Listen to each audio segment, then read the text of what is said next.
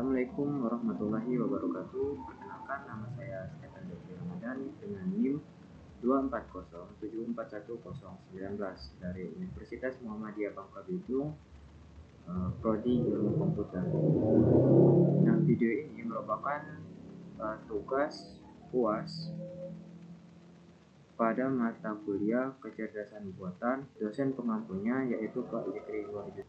Jadi tugasnya yaitu mendemonstrasikan klasifikasi gambar menggunakan algoritma CNN atau Convolutional Neural Network menggunakan dataset CIFAR 10. Nah, jadi dataset CIFAR 10 ini terdiri dari 60.000 gambar berwarna yang berukuran 32 x 32 piksel yang terbagi dalam 10 kelas seperti pesawat, mobil, burung, kucing, dan lain-lain. Nah, untuk langkah awal yang saya lakukan, pertama saya mengimport library yang akan dipakai seperti CV2, NumPy, Matplotlib, sklearn, Keras, TensorFlow, dan lain-lain. Kemudian saya jalankan.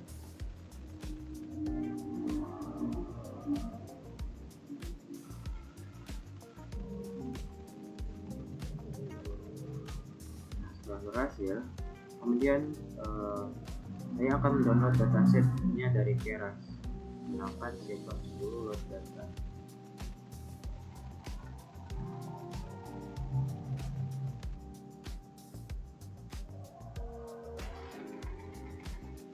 Nah, setelah dataset berhasil di-download, kita akan membagikan dataset tersebut untuk train, validation, dan testing dengan text size-nya 0,1 dan random size-nya 0. Nah, selanjutnya kita print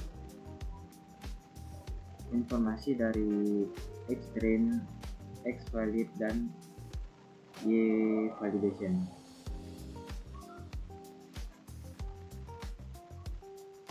Nah, di sini kita bisa melihat kalau train kita untuk dataset trainnya kita menggunakan 45.000 foto dengan pixelnya 32 x 32 dengan warna RGB, dan untuk labelnya itu cuma ada satu.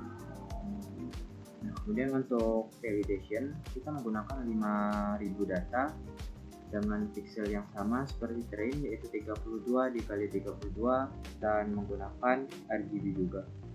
Nah, begitu pula dengan untuk dataset test di sini menggunakan 10.000 foto dengan pixel 32 dan menggunakan RGB juga. Nah, selanjutnya kita mau mereview isi pada dataset tersebut. Di sini pada baris kode ini merupakan jenis-jenis kelas yang ada pada dataset. Ada airplane, automobile, bird, cat, deer, dog, frog, horse, sheep, dan truck.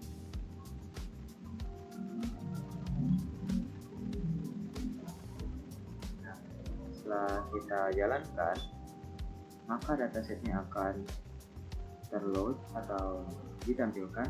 Di sini ada gambar burung, ada truk, ada kucing, ada kuda, ada pesawat, dan automobile. Selanjutnya kita masuk ke tahap pre-processing. Nah, pertama-tama saya akan mengkonversikan tipe data nilai pixel ke dalam bentuk tipe data float 32. Lalu menormalkannya dengan mengurangi nilai rata-rata dan membaginya dengan defisiensi standar dari set pelatihan, sehingga meningkatkan efisiensi dan efektivitas saat pelatihan model nanti. Nah, kemudian kita masuk ke step one hot encoding. Nah, selanjutnya saya akan mengkonversi label kelas menjadi vektor one hot untuk mengubah label kategorikal ke dalam format yang sesuai untuk klasifikasi multi-kelas menggunakan jaringan saraf yang tertentu. terakhir saya akan menerapkan augmentasi data untuk memperluas ukuran dataset pelatihan secara artifisial dengan membuat gambar yang dimodifikasi dalam dataset.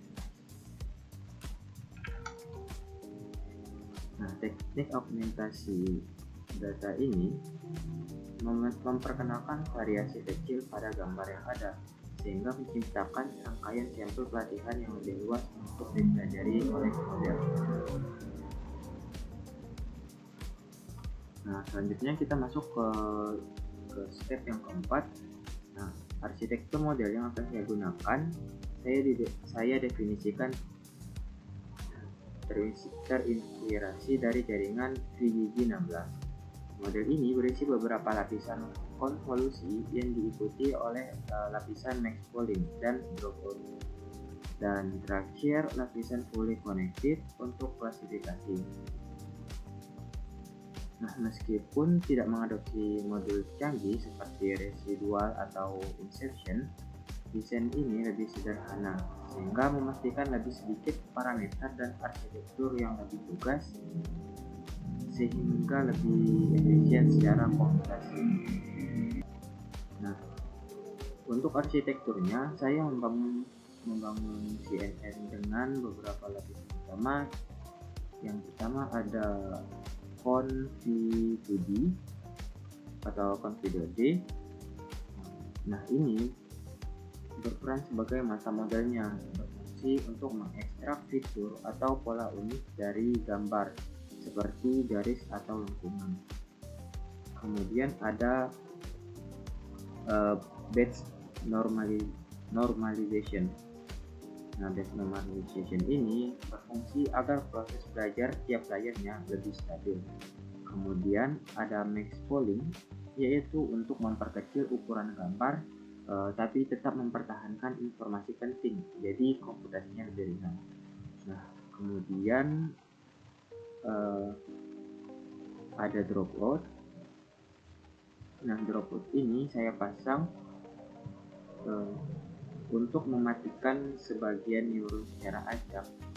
Ini teknik ampuh untuk mencegah terjadinya overfitting. Nah, kemudian ada dense layer sebagai output. Ada layer dense dengan ukuran 10 neuron dan aktivasi softmax karena kita punya 10 kelas target. Nah, setelah itu kita akan menjalankan model sendiri. Nah, di sini batch normalization itu, nah di sini ada Conv2D dengan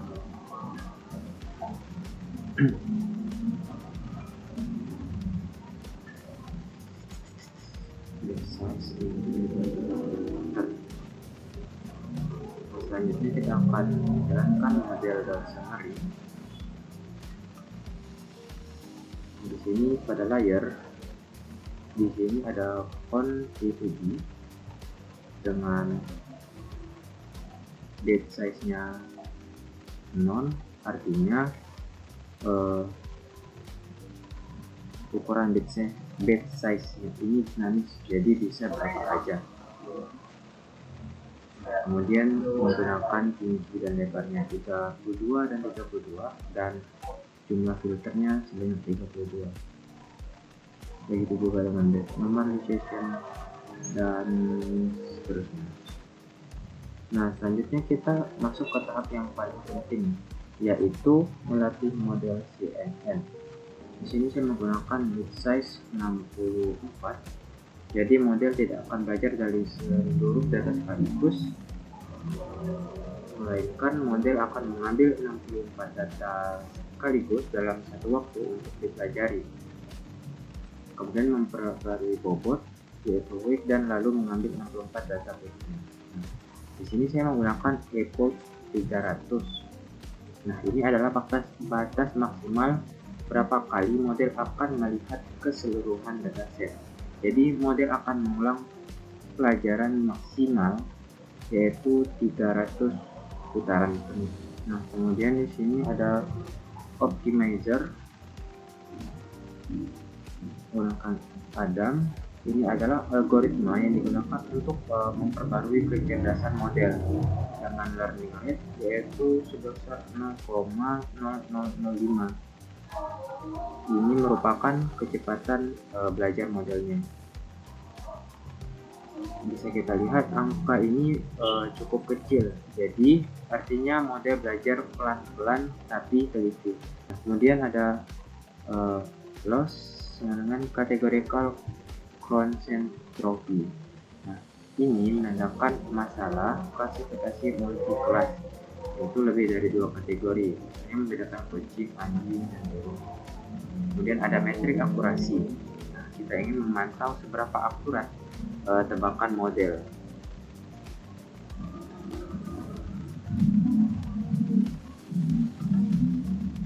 Kemudian ada reduce R. Bisa kita lihat di reduce R, jika dalam 10 effort yaitu ratingnya 10, berarti jika dalam 10 effort error pada validasi pada file loss tidak mengecil, maka turunkan kecepatan belajarnya menjadi setengah, yaitu faktor sama dengan 0,5. Tujuannya agar model bisa belajar lebih pelan dan hati-hati agar tidak melakukan kesalahan. Nah, kemudian ada early stopping. Early stopping ini berfungsi jika 40 effort error validasi tidak membaik, maka training akan dihentikan saat itu juga, meskipun belum mencapai 300 effort. Kemudian ada restore base wake through. Saat berhenti, model akan kembali ke kondisi terbaiknya di pelatihan sebelumnya, bukan kondisi terakhir saat model berhenti berlatih. Kemudian saya running, maka model akan mulai berlatih, melakukan epoch pertama. Oke, setelah epochnya sudah selesai, di sini epochnya berhenti di 221 dan model yang terbaiknya itu ada di epoch yang ke 181. Jadi nanti model yang diambil yaitu pada epoch yang ke 181 atau pada proses pembelajaran yang ke 181. Di sini saya juga menambahkan checkpoint model. Jadi fungsinya nanti jika selama saya melakukan training terus ada error atau tiba-tiba Google Chrome-nya berhenti atau kehilangan internet, nanti proses trainingnya ini akan otomatis kesimpan.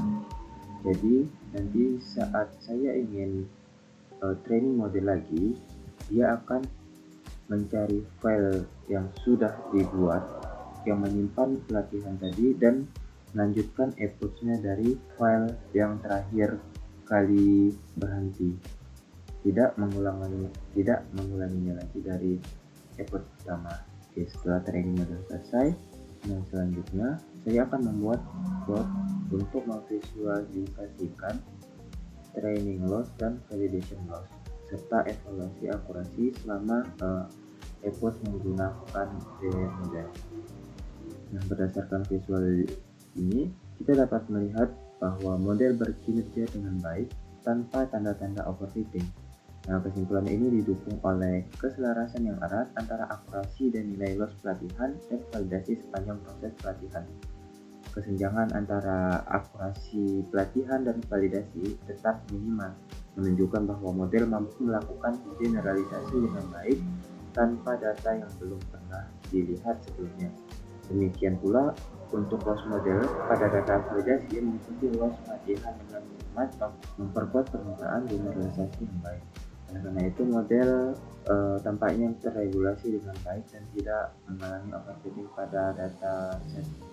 Di sini bisa teman-teman lihat untuk tes akurasinya itu mendapat sebesar 91% dan tes lossnya sebesar 41%. Nah, kemudian saya mengetes model dengan dataset atau gambar yang berada di luar dataset yang telah saya download. Di sini saya mengambilnya dari Google, yaitu gambar sebuah truk.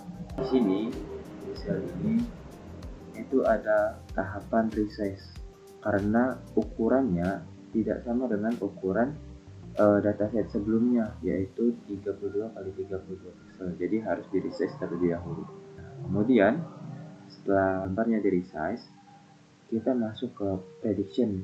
Jadi pada tahap ini model disuruh memprediksi gambar yang sudah kita ambil dari Google tersebut. Nah, dan di tahap terakhir model sudah memprediksi nih. Dia berhasil memprediksi bahwa gambar tersebut adalah sebuah gambar truk. Baiklah, terima kasih yang sudah menonton. Kurang dan lebihnya, saya mohon maaf. Saya akhiri, wassalamualaikum warahmatullahi wabarakatuh.